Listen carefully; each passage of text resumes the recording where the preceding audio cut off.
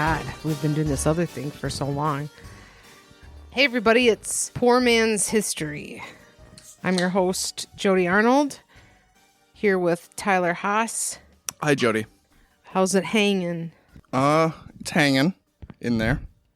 So this is a growth of our current podcast. We started by telling true crime and weird history stories to each other as we got increasingly shit-faced. And then we started doing some real big boy work and sort of decided it wasn't the place for these sort of stories anymore. Investigative journalistic work, not right. Big boy work. Right. But we still want to do these sort of stories. Mm-hmm. So we decided to start a new podcast where we could do this stuff, have a good time, and it's separate from our other thing. Right. And if you remember, we used to start these episodes with a reading from Emily Post's Etiquette. Yeah. I would like to read you something. Please. The details of White House etiquette. Oh.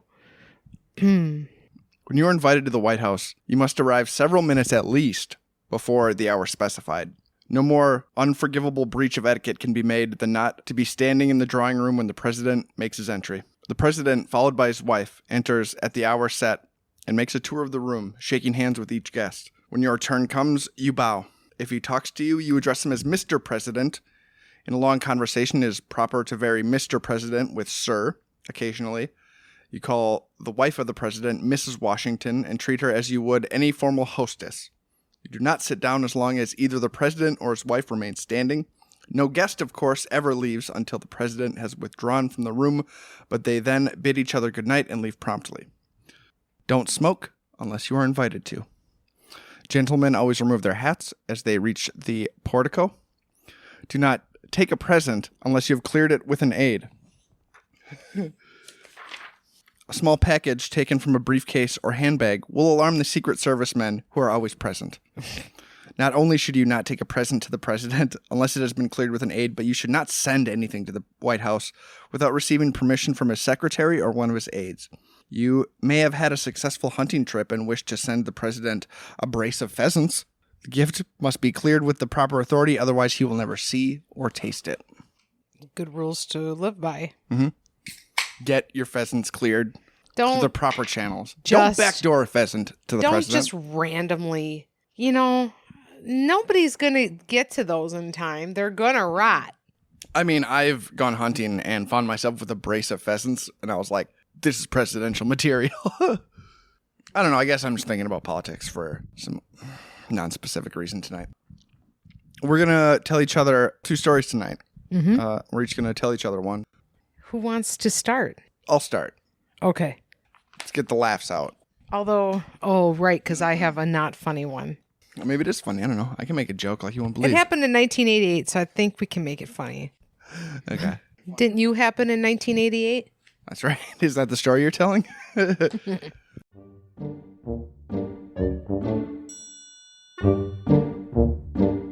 want to take you back to 1950 in a town called Mosinee, Wisconsin. Mm-hmm. Population 1,400.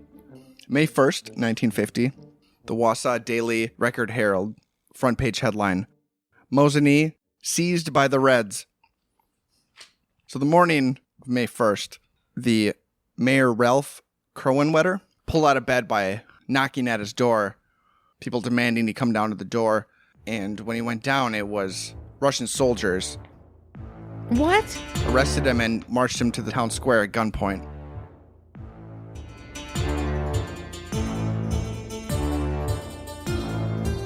This is in Mosinee, Wisconsin in 1950. Mm-hmm. Mayor was marched to the town square by communists, along with the editor of the Mosinee Times.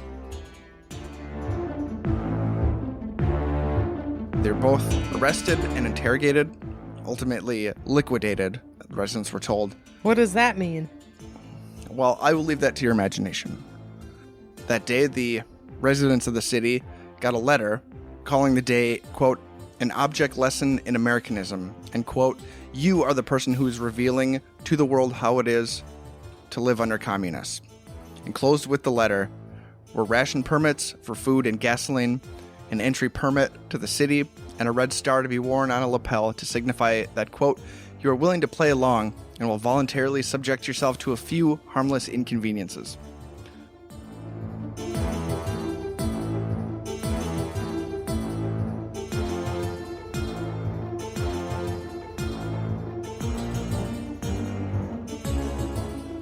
So, I have some photographs.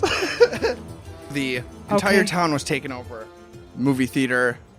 This is a photo of the Wausau Daily Record Herald that says Mosinee seized by Reds. Security police stage coup while city sleeps. What? Is this for real? So you might be figuring out, of course, that this is, of course, an elaborate coup during the Red Scare to demonstrate to Americans what the dangers of communism was. Oh my God. So this is like when you were in school and you participated in that thing where you had a gun and were going to pretend to shoot yourself? Is that how it went? The school thing? Yeah, the SWAT team had to practice school shooting drills. Yeah. And I had to be a actor in it. Wow, this is okay. The elaborate coup exercise was the brainchild of the Wisconsin American Legion. If you're familiar with them, they are a nonprofit representing veterans. Mosinee was chosen in February of that year due to its relatively small size, but also, according to the Wisconsin Magazine of History, because Brigadier General Francis Schweinler, a member of the Legion's State Americanism Committee, owned and edited the Mosinee Times. This position allowed him to help convince the whole city of the businesses and the organizations in the city to take part in the event he dubbed, quote, the American Legion Day under Communist Rule.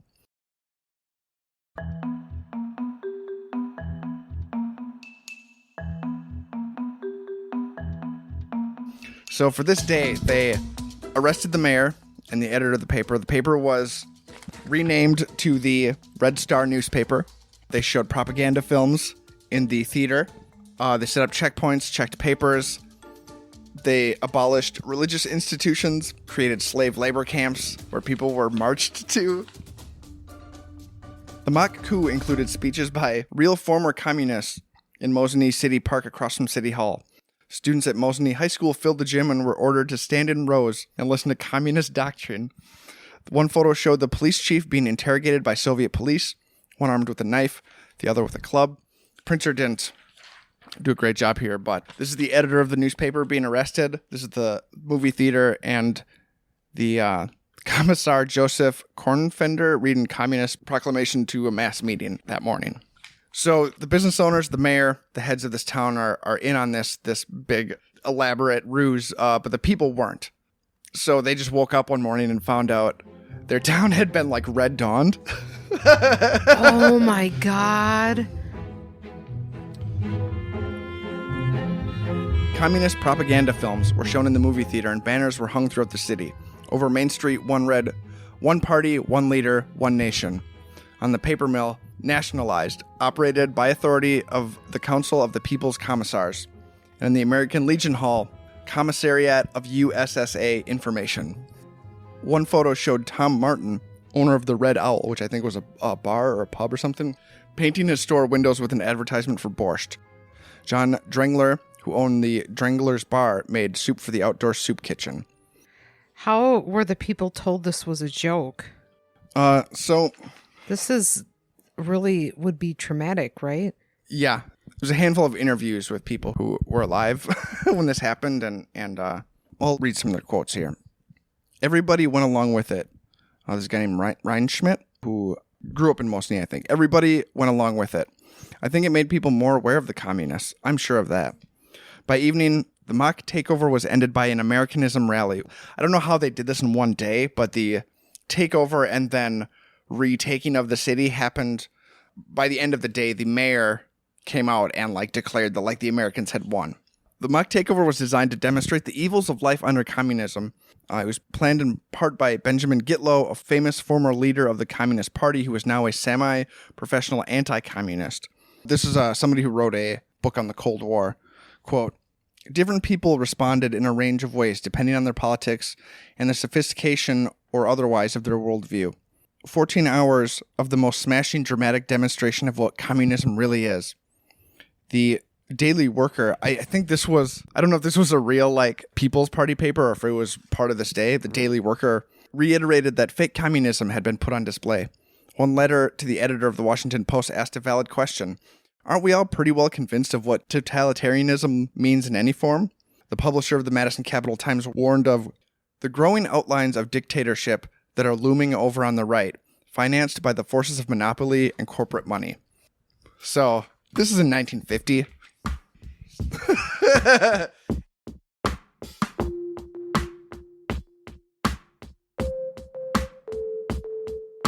So this is a day-long takeover, and there's one thing I wanted to mention, because this is how it ends. Yeah. They take back the town at the end of the day, and the Mayor Crowenwater, came out, gave a speech, took the town back. I'm guessing, like, said, gotcha, or whatever, and Ashton Kutcher came out. Hours later, Mayor Crowenwater would suffer a cerebral hemorrhage, and he would die. They speculated it was probably because of all the excitement of the day. This fake communist takeover actually killed the mayor. Oh my God. In addition, the reverend of the church that was abolished, the reverend was like sent to the concentration camp. He had a heart attack and died. What? Yeah. So, is there some sort of lesson? Just a strange coincidence. Within a week of the experiment, they were both dead. And I think the quotes about those men dying was like just a tragic coincidence. I don't know. It's I know, like, this day happened weeks after Joseph McCarthy's, like, I don't know his speeches that well, but I guess, like, the one he's like, no, like, the craziest, the Reds are in the shadows, sort of, like, this happened right after that.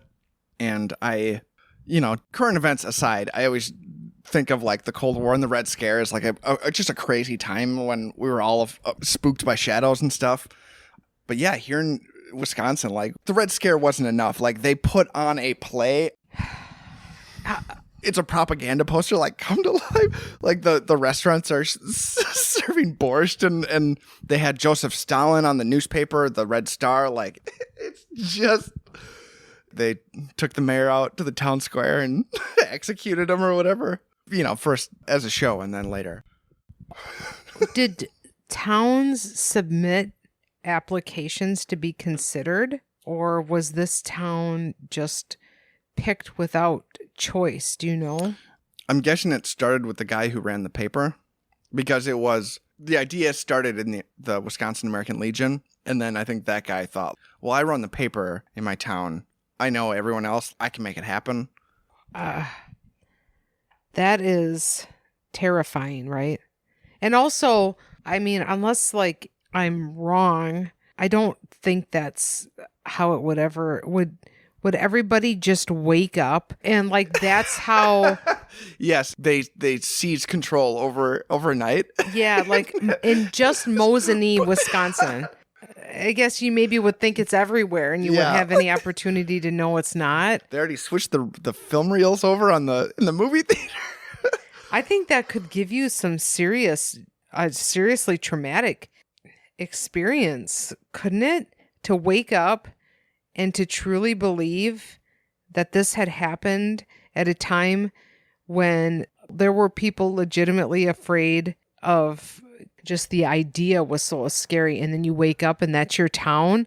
Wouldn't that really traumatize you then to be told, oh, that was just a joke? Yeah, when I was reading about it, I was trying to picture, like, the people who are in on it are, the dentist in town, and, a town of 1,400 people. Like, I don't know how good the acting is, like, it seems like it'd be very hammy and be a lot of winking and nudging. Comrade, get in line, comrade. Yeah. So did people, like, think people thought it was real though? All the interviews, nobody mentioned, like, oh, it was like a funny joke that they were doing. Like, that's the other thing, is I don't know what it felt like to live during the Cold War. Like, I don't know. I'm sure the threat felt very real then compared to when I'm talking about it now. Yeah. But not just the adults. They, like, fucked with the kids in school. There are people who don't have any gauge with which to measure what is real. Yeah. And then to be told, like, oh, that was just the thing we were doing. You don't understand it because you're 6, but everything's fine now. Like, what? I don't know what the A to B was. It didn't end with everyone pulling off their armbands and being like, gotcha. It had an arc where like Americans won at the end. It's like, well, why do you need that if you're trying to teach a lesson? Like, aren't you supposed to be like, see, kids? This is what could happen. Like, in your story, like, the occupation lasted less than a day. Yeah. I wonder if other places did something similar to this. Apparently, there's, like, a museum in Mosinee where you can, like, they still have, like, the Soviet flag there. At least when one of these articles was written. But I guess, I don't know. It didn't seem like it's super, like... It wasn't like a national project. It was some weird No, I guess it was covered nationally pretty extensively. In Mosinee, it seemed like Mosinee doesn't have a statue to this fun day or anything, but I think it is pretty well known, like, in national media because no one ever fucking did this before or after. But then, yeah, the mayor also actually died. Wow. As a result of the communist takeover. That is... I don't even know how to react to it. Like, it's...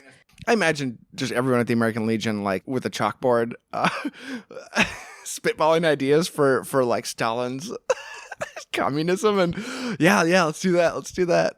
Rations, right? Send everybody rations. That'll be fun. Yeah. All the store owners inflated their prices, like, for this one day because that's communism. Yeah, sounds like they had fun with it, though. And they kept the memorabilia. That's cute.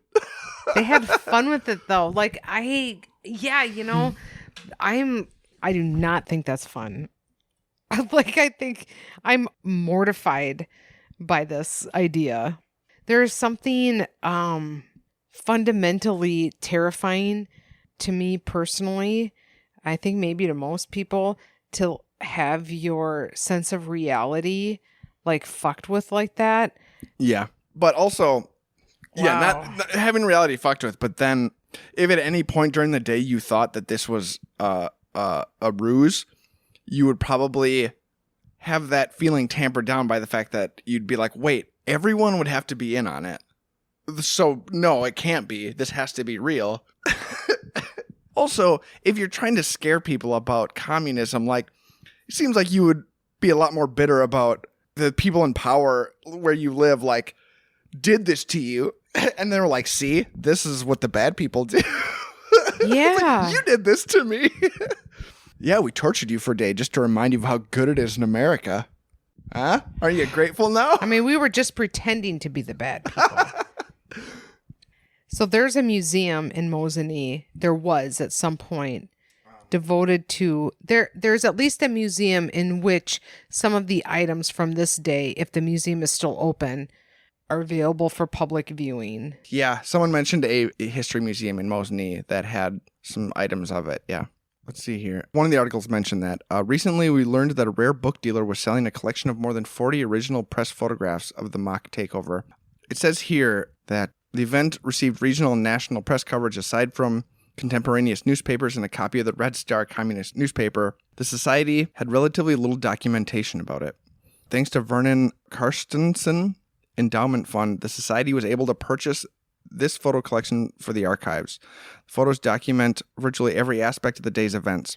Because they are press photographs, they also include captions to describe the persons and actions being shown, which is very useful for research purposes. This collection will be of great value to researchers interested in the Cold War period of Wisconsin and the way our state's citizens responded to the controversies and tensions of that time.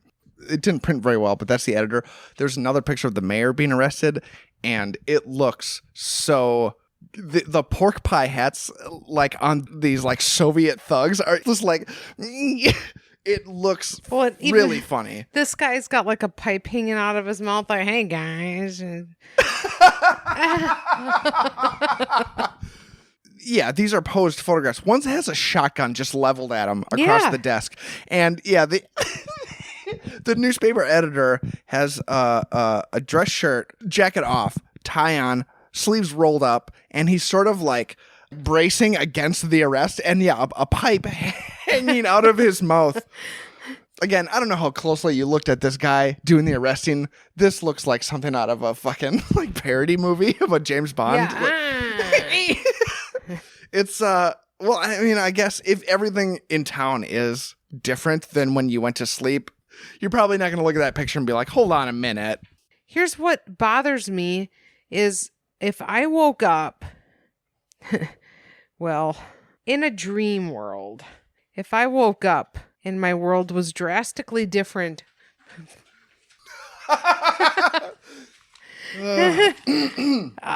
Go on. Regale me with this word picture, this imagination scape you're describing. If you woke up and like walked outside and there was a checkpoint at the end of our road, wouldn't there be people who would talk to their neighbors? How was there no violence?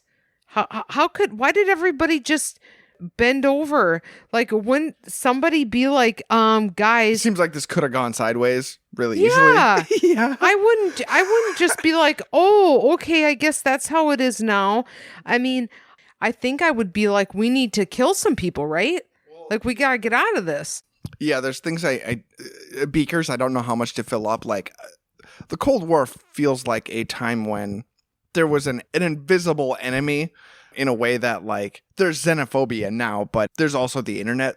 There wasn't an outlet to get a different take, you know, like, So I don't know how much it was just baked in that communism is fucking scary. Everyone understands that. So maybe that guides you part of the way.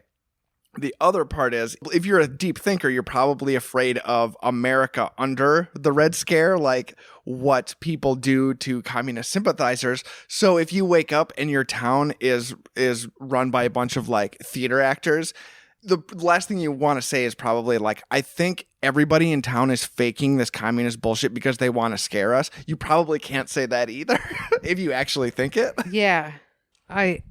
I feel like I gotta let it go. There's just a lingering horrible feeling I have about this, and I just have to step. Yeah, no, it's McCarthy, one of those figures that, as long as I've known about him, I thought it was a relic of like a time where, like, boy, America was crazy back then.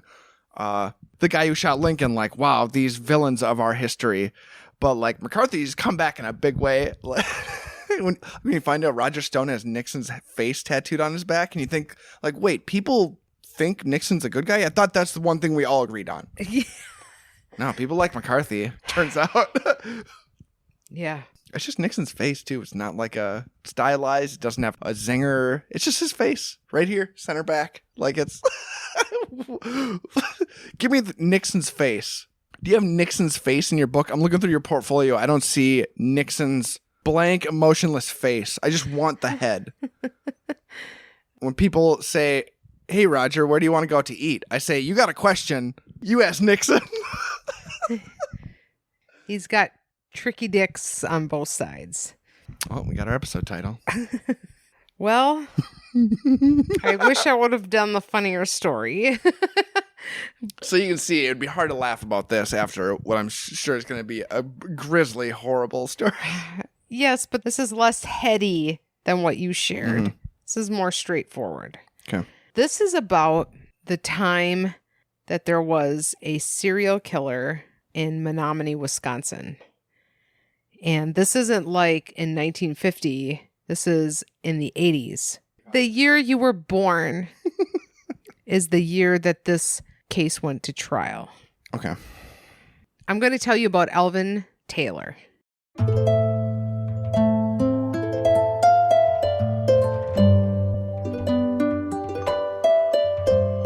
So in 1988, a Dunn County jury found Alvin Taylor not guilty by reason of mental defect or disease of the March 26, 1987 gunshot murder of Timothy Hayden, who was a UW Stout maintenance worker from Menomonie. So Hayden was found in his home lying dead in a pool of blood. An investigation led to Taylor, who knew Hayden. Guess when Taylor was arrested? At Hayden's funeral. Doesn't that feel like something that only happens in movies but not real life? Yes. Which is why I have questions. Is the investigation important? Like how they went from one to the other? I couldn't really find... It was hard to... I have a lot of sources compiled to get as much details as I have. Well, the reason I ask is like, okay, so why was this guy at his funeral? Or was it on the same day? He wasn't like over the casket and the police came. Well, he was at the funeral. That's fucking crazy. Yeah. It isn't completely strange for somebody who is the murderer to show up to like a search party or, like in an effort to make it look like you're not the murderer. Because what kind of murderer would go to a funeral? Yeah, I guess that was my first question. Yeah. Let me ask you this. If you got murdered and the police know your murderer is at your funeral, do you want them to arrest them at the funeral so that justice is seen through there at your funeral? Or do you wish they would give you a moment to have a funeral, wait till he's going to his car to arrest him so he doesn't steal your thunder? They probably could have waited, right? I mean, was he going to run away? I mean, I don't know if it was like, we need to get this guy. Also, maybe he was at his car. It just says he was... I'm picturing him just shouldering through. Excuse me, the guy who killed this man, right here, everybody. You're welcome. Yeah. You're welcome. Rewrite your eulogies, everybody. Plot twist. Okay, so they arrest him at the... So Taylor confesses to this murder. He says that he drove to Hayden's residence in Menomonie early in the morning of March 26th. After being invited in, the DA at this trial is telling the story of what happens, right? He says that Taylor snuck up behind Hayden, shot him several times in the head with a .22 handgun. Then he took a gun that was there and smashed Mr. Hayden in the face with it. So Hayden was one of 4 people who were killed by Alvin Taylor. When Alvin Taylor got arrested at Hayden's funeral, he stated that as a, quote, soldier of God, he was driven to kill by messages he received from the radio and television.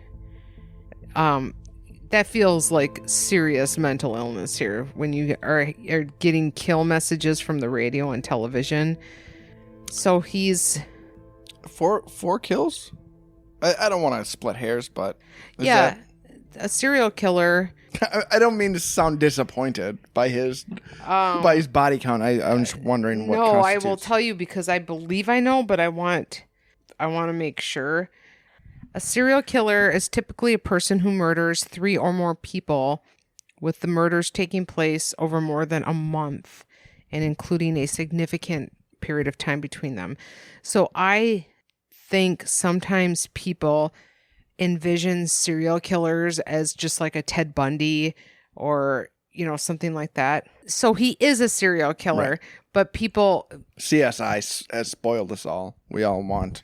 Yeah, you just think of, that's a serial killer. So he's a serial killer. Honestly, I guess 4 kills sounds like it's not that many, but then you think like murders are either crimes of passion or they're serial killers. Like, you don't kill one person and then accidentally kill another person, right? Like a month later. Like, okay, it's one or the other. Yes. He's an angry guy. He's killed 4 people. What's the big deal? Yeah. So when he gets interrogated by the Menomonie police, God. I can't imagine the Menomonie Police Department in the 1980s dealing with a serial killer. It must have been fucking... Does anybody's, dad, Somebody made their career by being like, he's at the funeral. Like, they must have flown in there so fast, They were probably terrified.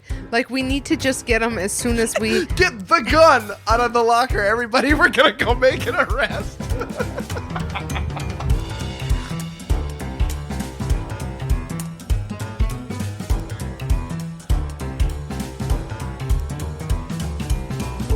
So when Alvin Taylor is interrogated by the Menomonie police, he admits... What do you think that interrogation room looks like, by the way? They sectioned off like the cafeteria.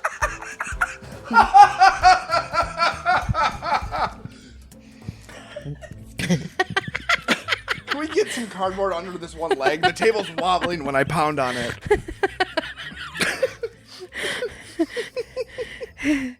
Well, Taylor admits to shooting Robert Williams of Eau Claire in 1985, Daniel Lundgren of Esco, Minnesota in 1986, as well as a stabbing death of an Eau Claire resident, James Severson, in 1988. So Taylor's first victim, Robert Williams, was visiting Taylor at his rural Dunn County home, which actually, how I know about this story to begin with, is that the woman who cuts my hair had mentioned to me a long time ago, hey, my boyfriend and I live in proximity to Alvin Taylor's home. And she was like, just Google serial killer. She couldn't remember his name at that time, but she's like, just Google serial killer Menomonie, Wisconsin. I'm sure there's only one. And she was correct. It's this one.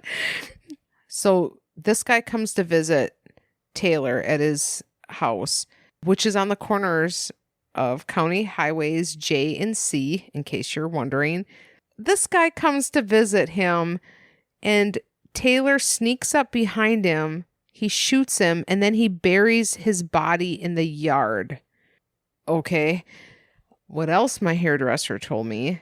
That this guy went to the homes of some neighbors, which her boyfriend knows or has been told the story by, even if he didn't know him at the time, that he was asking for, what is that stuff that makes a body decompose?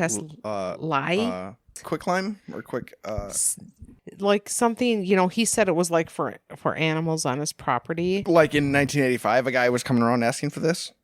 Yeah, like a neighbor coming to a neighbor. Like you'd ask for sugar? Yeah. And like they played cards together and stuff like that. The woman who told this stuff to my hairdresser's boyfriend and her said that they were good enough friends where she had complained to Alvin Taylor, this other woman, like frustrations about her husband sometimes, and she was like really relieved that he didn't take it seriously because she was worried that he would have killed him. So anyway, so he buries him in the yard. So through a daisy chain of people, somebody who like played cards with. Yeah. Okay. I mean, I feel like I have some more unsettling daisy chains than that one that are less daisy chain. So a year after he does that, Alvin Taylor goes and visits his second victim. Let me look at his first name because I'm scrolling between two pages here. Daniel Lundgren. Okay. That's the guy from Esco, Minnesota. This one's wild. Are you ready for it? Okay. So Taylor goes to visit Lundgren. They used to be roommates, okay? And this person at the time is living in West Bend. The pair drives out on a rural road where Taylor shoots Lundgren several times in the head, and he leaves him for dead in his car. Lundgren, however, regains consciousness, drives down the road, and crashes into a ditch. His death is ruled an accident until his body was later exhumed and the bullet holes in his head were discovered. When this confession happens. This is why the Menomonie Police Department jumped into action when they did, because otherwise you get those West Bend fuckers. So there was a person that crashed their car with bullet holes in their head in the 80s in West Bend. The people found him and were like, oh, this is a horrible car crash. Bury him. Nobody during the autopsy makes any note of bullet holes in his head. And not until this guy confesses to they exhume him. Oh. And then they're like, oh, shit, there are bullet holes in his head.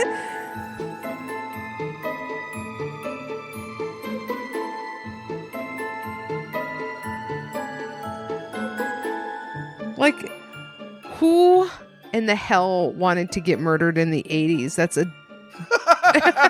Yeah. That's where that guy found the strength to regain consciousness and like, I have to make it to a hospital. I'm the only one who's going to be able to solve this one. Oh my God. I'm sure it was some I guess if you respond to like a car crash and there's a mangled body in the car, you don't think like, hold on, guys. Let's check for foreign bodies inside the skull. Yeah, do they not like, was the family just like, oh, it wasn't a car? Wouldn't the coroner or somebody, wouldn't there be somebody who would see this person's head? If you were shot in the head in a car 3 times, there has got to be some sizable holes in there.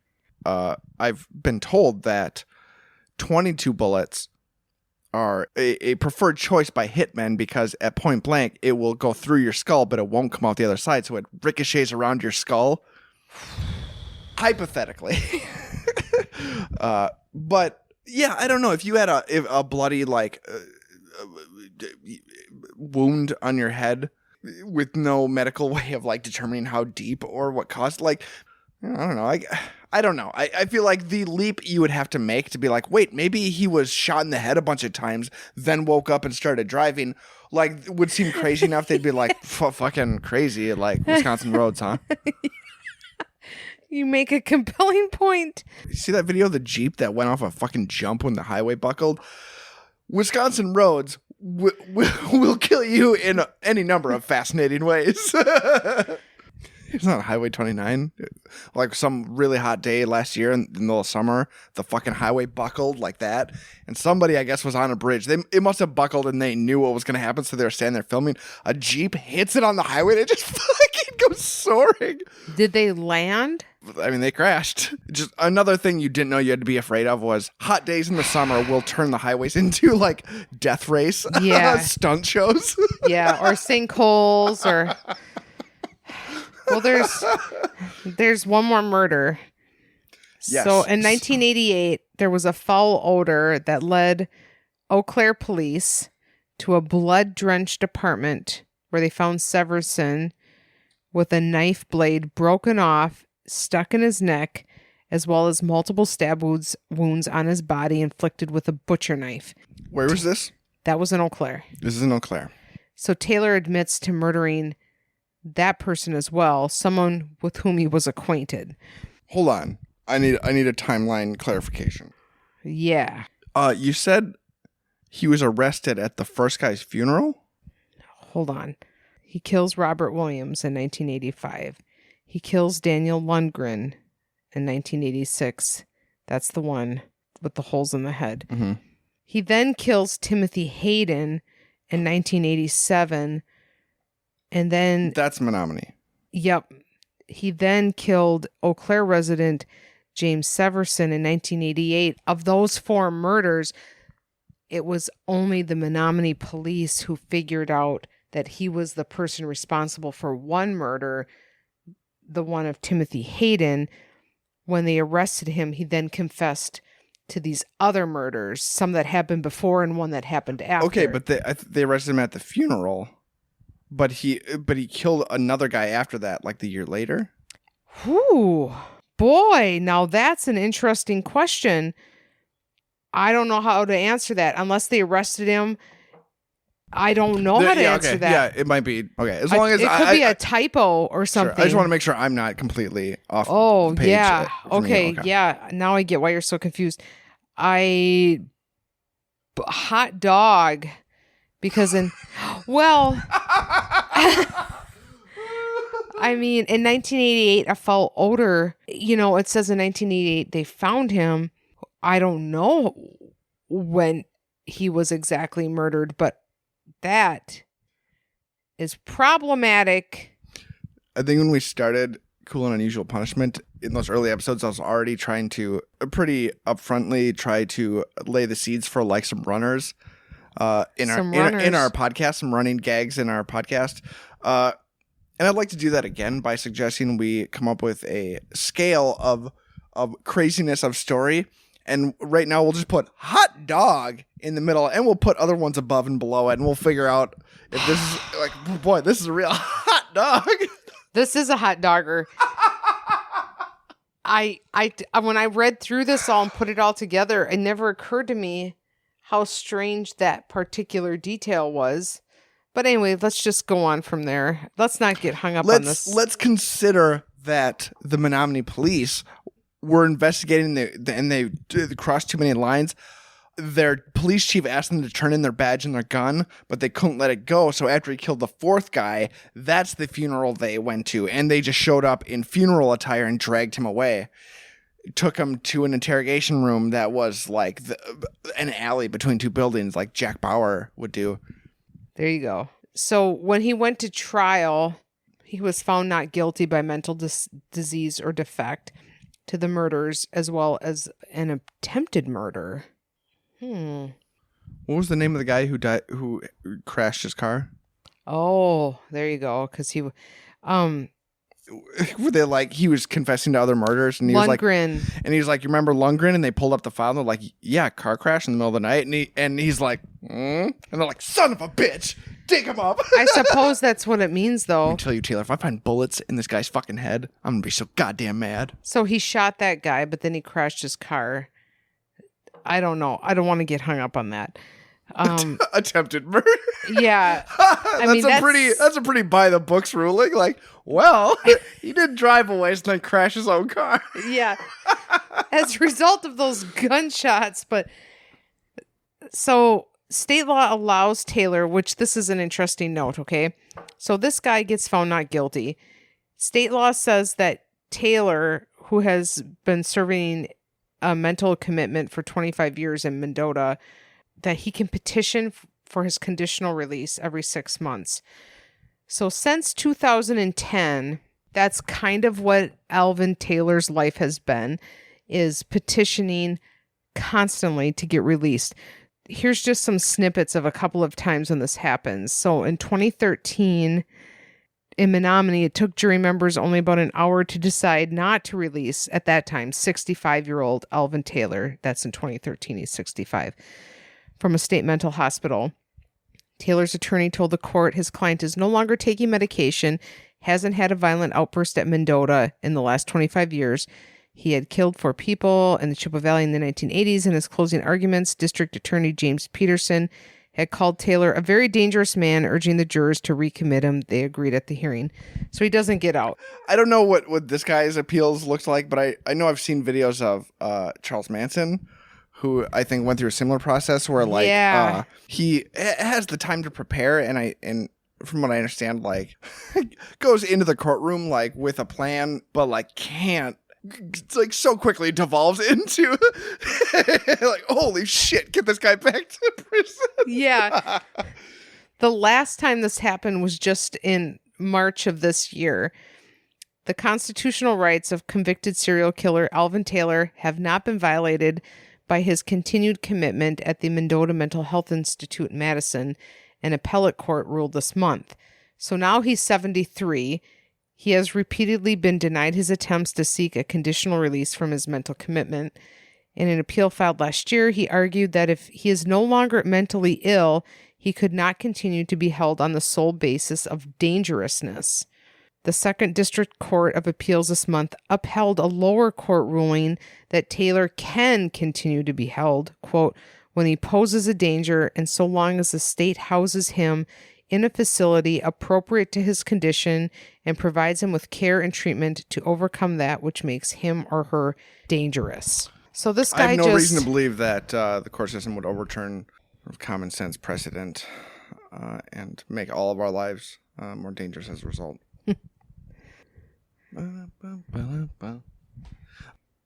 All right. So this is our first episode. We'll figure out probably like bonus stuff down the line here in a bit, but we're going to roll this into our current Patreon, patreon.com/cool and unusual punishment. If you listen to the other podcast and are joining in on this one too, your support will support both of these on the same page. We're not going to milk you twice. And we're going to hopefully record a bunch of these before we put them out, so we actually have they come out on time. You know? Yeah. Yeah, the release isn't dependent on actual investigative work. Right. It's just dependent on us doing it. So, yeah. Yeah, keep that dog hot. Oof, that's not good. Thanks for listening. Bye.